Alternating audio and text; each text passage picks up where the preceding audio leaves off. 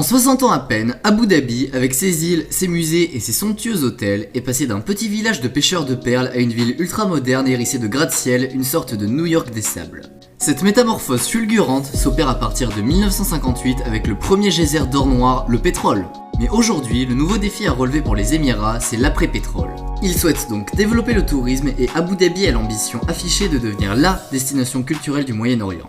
La création d'un grand musée d'art à vocation universelle est donc née du désir des dirigeants de l'Émirat de faire de leur pays une destination culturelle de qualité et de devenir une référence en matière d'art, d'éducation et de culture. Pour mener à bien cette création du premier musée universel dans le monde arabe, Abu Dhabi a souhaité s'associer au savoir-faire français. Le Louvre d'Abu Dhabi a ouvert ses portes le 11 novembre 2017.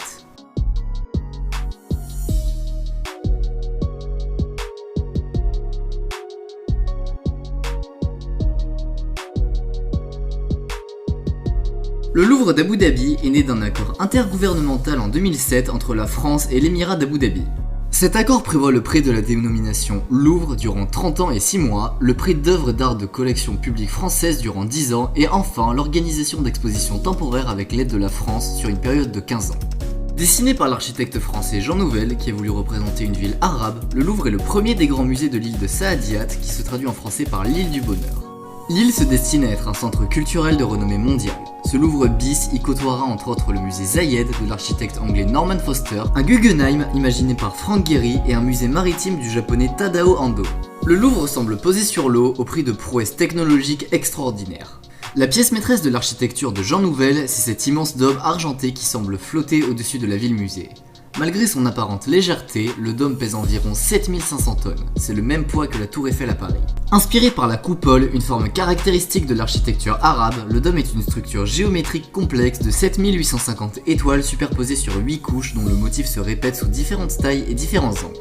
Lorsque les rayons du soleil l'éclairent, sa lumière est filtrée à travers les perforations du dôme créant un effet saisissant connu sous le nom de pluie de lumière. Cette ode à la nature et aux éléments fait écho aux palmiers d'Abu Dhabi. Leurs feuilles, interceptant la lumière éclatante du soleil, la diffusent et l'éparpillent au sol.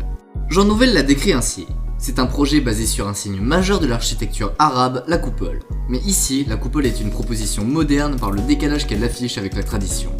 Il y a donc une double coupole de 180 mètres de diamètre, plate, géométrie radiante parfaite, perforée dans une matière tissée plus aléatoire, créant une ombre ponctuée d'éclats de soleil.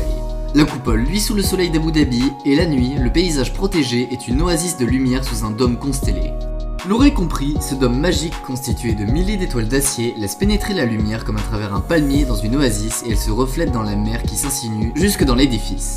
Avec ses 180 mètres de diamètre, la coupole du Louvre d'Abu Dhabi mesure donc la même superficie que la cour carrée du Louvre parisien. Le Louvre d'Abu Dhabi est entouré par la mer et les visiteurs peuvent y accéder par voie maritime ou terrestre. Tout comme s'ils flânaient dans les rues étroites d'une médina arabe, les visiteurs du musée peuvent explorer près de 55 bâtiments inspirés par l'architecture basse de la région, dont 23 d'entre eux sont dédiés aux galeries du musée. Conçus comme une micro-cité, des espaces dédiés incitent à une multitude d'activités dont du kayak, des projections de films, des événements, des conférences, des repas, des rencontres ou tout simplement à la réflexion.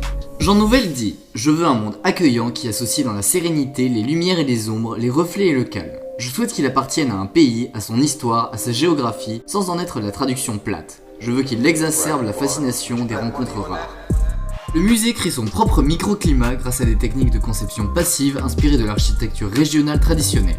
Cela vous permet d'avoir une expérience agréable lorsque vous vous promenez entre les bâtiments à travers la pluie de lumière. Le musée utilise également des techniques d'économie d'eau et d'énergie passive ainsi que des éclairages et des équipements sanitaires extrêmement efficaces. Les perforations du toit permettent un éclairage sans chaleur ou flux d'air excessif et le matériau au sol ainsi que les revêtements muraux permettent de retenir l'air frais même lorsque la température ambiante augmente dans la journée. La consommation en eau et en énergie des bâtiments est surveillée attentivement. Un système de détection des fuites est mis en place afin d'empêcher toute déperdition involontaire d'eau. Mais derrière ces atouts séduisants, ce projet cache une face plus sombre.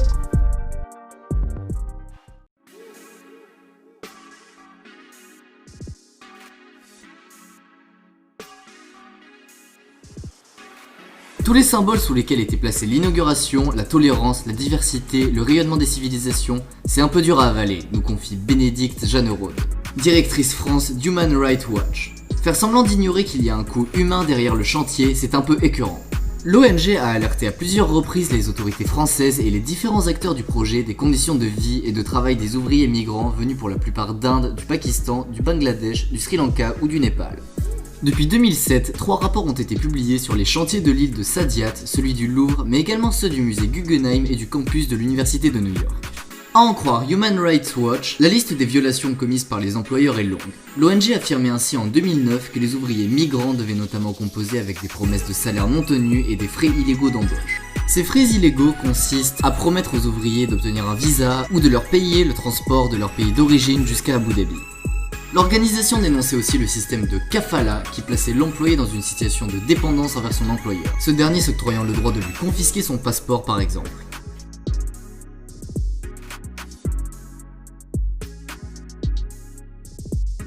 Les galeries du musée racontent l'histoire de l'humanité en 12 chapitres. Chaque chapitre se concentre sur une thématique en révélant les liens communs de l'art préhistorique à l'art contemporain. Les œuvres d'art mettent en lumière des thèmes universels et des influences communes.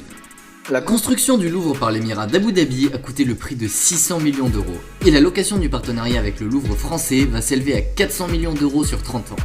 L'un des arguments commerciaux les plus importants du Louvre d'Abu Dhabi est de posséder le tableau le plus cher du monde, le Salvator Mundi de Léonard de Vinci. Du moins, c'est ce que la plupart des gens croient, car depuis son acquisition en 2017 pour 450 millions de dollars, ce tableau n'a jamais été revu en public et sa localisation est inconnue. Le Louvre d'Abu Dhabi fait de nombreuses acquisitions comme des Picasso, des Manet ou même un Van Gogh plus récemment. En 2012, 5 années après la signature du contrat, le chantier n'avait toujours pas démarré. Les retards accumulés étaient tels que, ajouté à la crise financière, le projet était sur le point d'échouer selon le journaliste Vincent Moss. Dans le quotidien français Libération a été révélé un courrier daté du 15 février 2012 du cheikh Sultan, patron de l'autorité du développement touristique et de la culture, au président du Louvre, Henri Loirette. Dans ce courrier, le cheikh s'inquiétait d'une dérive significative du projet. En effet, le Louvre d'Abu Dhabi à cette époque avait énormément de mal à mettre la main sur de nouvelles œuvres attirantes pour les exposer dans leur salle. En 2011, l'émirat a même cessé un temps de verser sa redevance au Louvre, pourtant due au titre des dispositions contractuelles. Heureusement, aujourd'hui le Louvre Abu Dhabi a reçu plus de 2 millions de visiteurs depuis son ouverture le 8 novembre 2017, ce qui en fait le musée le plus fréquenté du monde arabe. Pour aller plus loin dans l'aspect français et luxueux du musée, le restaurant du Louvre Abu Dhabi est un Fouquet, le même nom que la brasserie ultra connue de Paris. De nombreuses institutions qui au premier regard sont spécifiques à une ville se sont installées à Abu Dhabi comme la Durée, mais aussi des universités comme la Sorbonne de Paris ou encore la New York University NYU.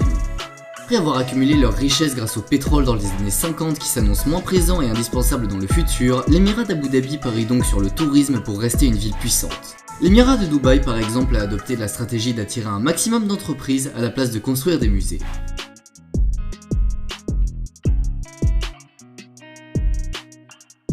Aujourd'hui, à Abu Dhabi, les attractions touristiques sont nombreuses, comme le parc Yas Water World, le Ferrari World, la mosquée Sheikh Zayed et surtout le fabuleux hôtel 6 étoiles Emirates Palace, avec son distributeur d'or. Le tourisme se développe avec la construction de nouveaux hôtels et des liaisons régulières avec toutes les grandes villes du monde.